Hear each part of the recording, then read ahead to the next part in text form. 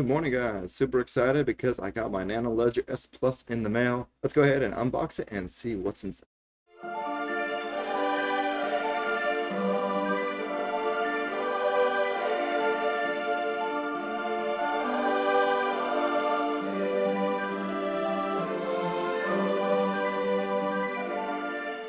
Alright guys, so you can see that I got my little Nano Ledger S here.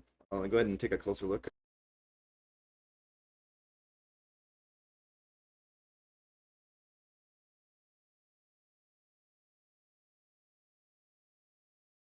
So yeah, you guys can see that the Nano Ledger S, the new one, is actually a lot sturdier than the older one, and it's also the Nano Ledger S Plus. It's also a lot more compact. The thing I really stood out to me when I first unboxed it was they do have this little USB-C port, whereas last time it was the mini USB, I think, or micro USB. And this makes it much easier to go ahead and get just a normal cable that you used to plug in your iPad or your phone or something, and then you can actually just plug it in here and connect to your Nano Ledger S very easily that way.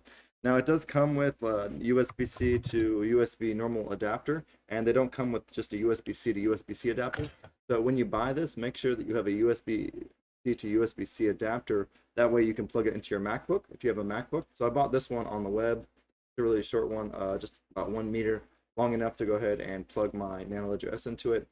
And besides that, I mean, having the extra capacity and having the smaller size, and it feels a lot more compact and durable than the other one, and the screen looks a lot nicer. It's a lot more detailed, more pixels, and the screen is also bigger as well. So those are all very big pluses.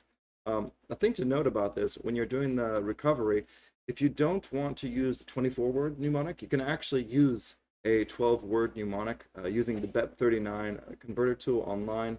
I use that a lot, the Ian Coleman converter tool, and that allows you to use a 12-word and just import that into your Nano Ledger S. So if you just go ahead and set it up alone, then you have to use 24 words. But if you recover from a separate mnemonic phrase that has 12 words, that's also possible as well. And I believe they have other options like 12, 16, or I think maybe 18 and then 24. So they have all those options.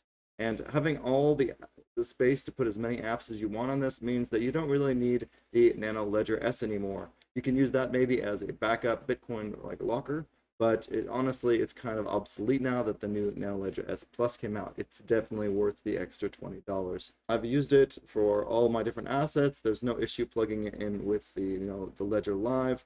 The one thing to note is that you cannot use this with iOS devices like an iPad or an iPhone yet. There's no way to actually connect it to the iPad devices. Security won't allow you to go ahead and bypass that. So the only way you can use this is with a Mac or a PC or an Android device. So that's just one caveat. I would say, yeah, it's definitely worth it. Get this and the Nano Ledger X to use with your iOS devices, and you're pretty much set. That's pretty much it for my review today. It's nice and short. I just wanted to let you guys know you can use 12 words with this if you want to. Might make it much easier if you just focus on memorizing your mnemonic code and you don't want to write it down anywhere. 12 words is much easier to memorize. Anyways, I hope that helped you guys out, and I'll see you guys all in the next video.